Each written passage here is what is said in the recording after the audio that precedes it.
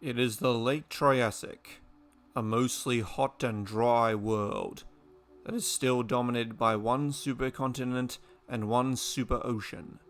Since the end of the Permian, the planet has been populated by many strange reptiles, from the oddly shaped Sharingosaurus to the huge-headed Erythrosuchus.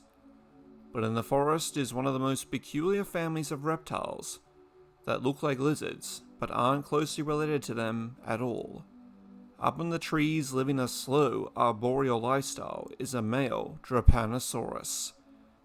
At first glance, you may think he is some sort of Triassic chameleon, and though he does live in the trees and mostly eats insects, on closer inspection, he looks almost nothing like them. His head is small and has a long neck, being almost bird-like. His forearms, while short, have a huge claw on the second digit that he uses to mostly dig up prey. His thick tail is prehensile but ends in an odd claw-like structure to help him latch onto branches for extra support. At 50 centimeters long, he is one of the largest of his family, a group of small reptiles that are equally as peculiar, but most are also arboreal insectivores, and only live during the end of the Triassic. This male has spent almost his entire life in the trees searching for insects. Many of the species he feeds on live in the wood, so he has to extract them using the large claws on his forelimbs to pry an opening and get at the nutritious morsels beneath. This morning, however, he hasn't had any luck, so this tree may be out of suitable food. As the male raises himself up to move on, a dragonfly lands just ahead of him, and so the reptile goes still as stone. There is a river nearby, so dragonflies are common around here, but the Drepanosaur rarely gets a chance to catch one. This is more because they are so incredibly fast and agile, and he, if he can help it, barely moves at all. Now one has landed right before him, though just out of reach. The Drepanosaur considers his options, and slowly puts one foot forward, testing to see if the insect will fly away, but it remains stationary, barely flickering its wings. Tentatively, he placed another foot forward and tilted his head, as he was now just about in striking range. The one part of him that could be moved quickly was his neck, and he had used it to lunge out and catch one dragonfly before, though he had never been able to repeat such a task. The Drepanosaur eyes his prize, and then in a flash of movement, the dragonfly buzzed off the branch and back into the air, leaving the reptile hungry. The tree was proving inadequate, so he decided to move to a new one. Looking beyond his home, he saw the edge of a river, and there, bathing in the sun, was a Phytosaur, its long jaws packed to the brim with conical teeth. That alone was reason enough to not go to ground. In order to move to another feeding site, he would instead move across some interlocking branches. Slowly but steadily, he makes his way to the end of a branch, but as he does, it gets thinner, and the further away from the trunk it gets, the branch gets more flimsy. By the time he reaches a section where he can reach out to grab a stem from the neighboring tree, the branch he's on is noticeably bending. It swings from the wind, and the Drepanosaur grips the twigs around him with all four limbs and his tail, not wanting to fall to the ground. It's not just a 5-meter descent that worries him. Almost directly below his position, a pair of Drepanosaurus have been foraging. These small 1.5-meter reptiles are very early dinosaurs. They may be far from the largest predators in the forest, but a Drepanosaur landing at their feet would make for an easy meal. The two were completely oblivious to the arboreal reptile's existence, till some leaves from the shaking tree landed on one of their backs, drawing the little carnivore's attention. Seeing the Drepanosaur almost dangling between the flimsy twigs and leaves, the Drepanosaurus are now watching with barely contained excitement. They have never seen a Drepanosaur up close, let alone fed on one. They just have to wait and hope that gravity wins out. High up in the air, the swaying Drepanosaurus has released one hand and is steadily trying to grab onto one of the thin branches of the opposite tree, but his slow movement means he keeps missing each time the winds blow his target within range. Again and again, he reached and grips, but only manages to pull a few leaves, and the longer he stays there, the more his own branch begins to bend. Below him, the two dinosaurs chatter expectantly, each one pulling their lips back, baring their large front teeth in anticipation. The wind blows the opposite tree to him once again, and a twig gets caught in his long finger claw. The Drepanosaurus pulls in hard and holds the leafy branch close to his chest. Then, as slow and steady as always, he places one limb at a time onto the new branch, and when he feels secure, he unravels his tail and is finally free from his former home, the branch that held him swinging back into place. The Drepanosaurus watches their potential prey crawls along the branch towards the trunk of the tree, and eventually realize that they aren't getting a free meal. It's back to foraging for them. For the Drepanosaurus, however, it isn't long until he is digging into the bark of a new tree, and he is already finding fresh grubs to feed upon. A just reward for being patient. No need to rush in the Triassic canopy.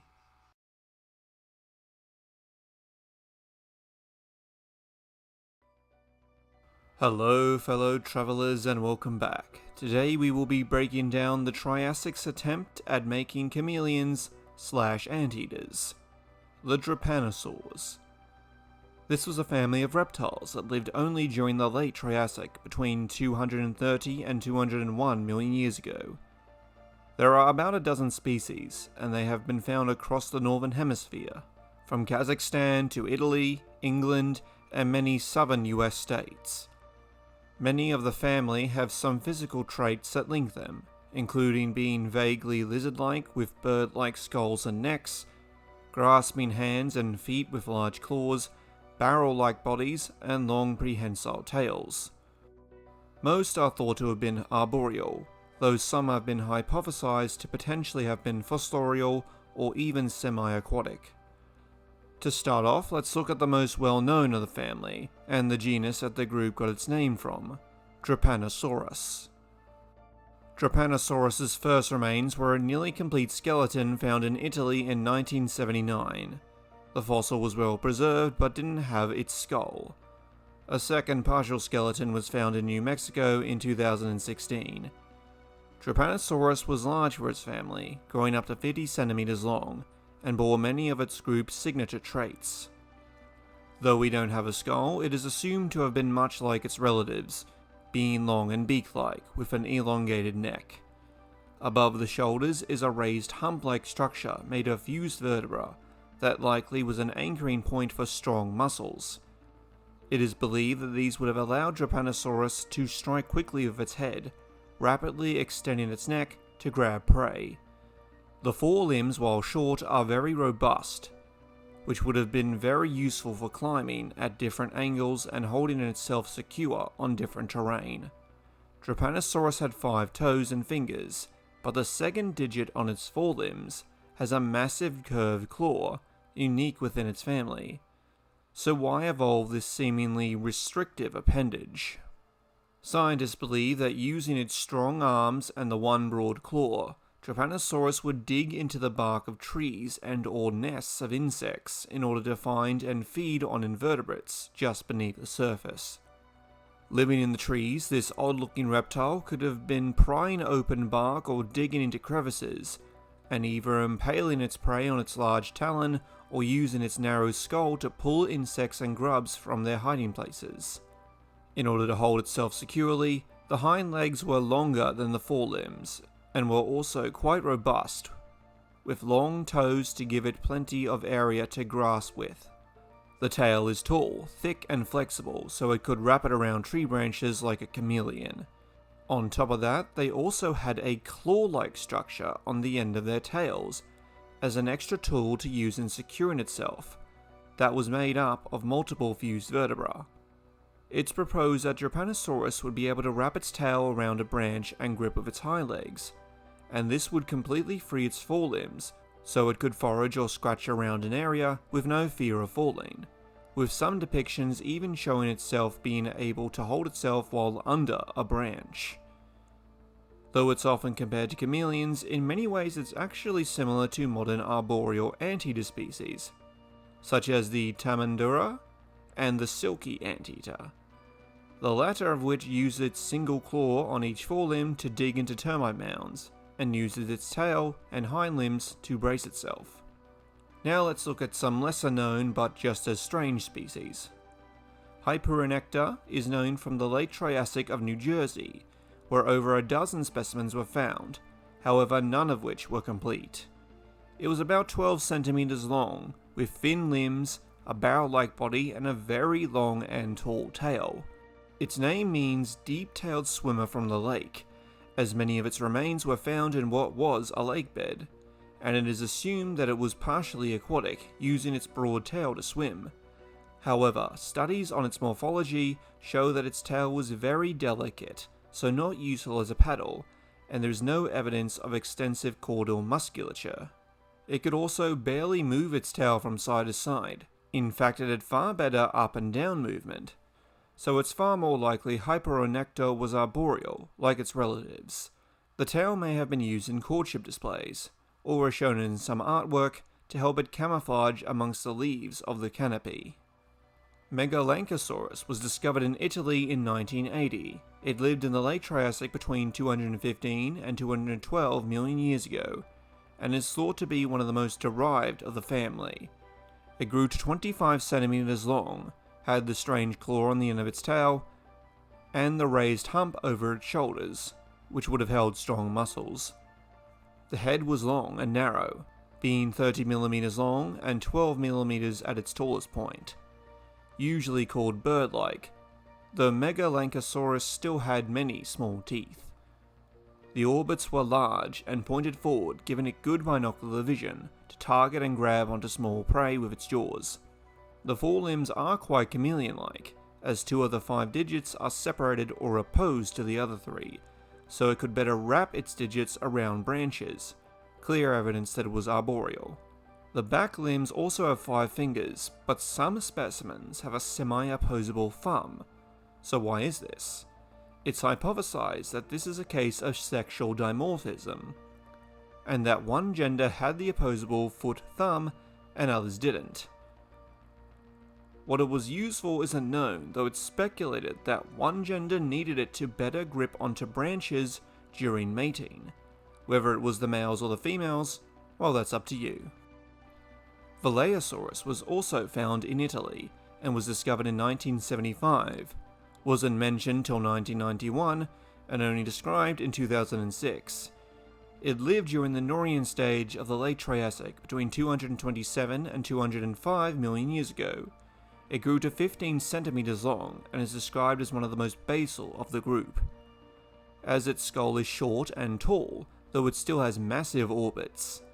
Its tail is still long and tall, though it lacks the claw on the tail tip. The limbs are very odd, as the legs are longer than its arms, and they aren't as heavily built as other Drepanosaurs. The digits are all different lengths, with the forefinger on the forelimb being the longest, equal to the length of the humerus. There are many others, however little is known of them, and they often have very limited remains. The Drepanosaurs are a very unique family that unfortunately don't seem to have made it past the end of the Triassic. They were an odd mix of chameleons and the arboreal anteaters, but one of the most confusing things about them is that no one seems to be able to tell where they fit on the reptile family tree.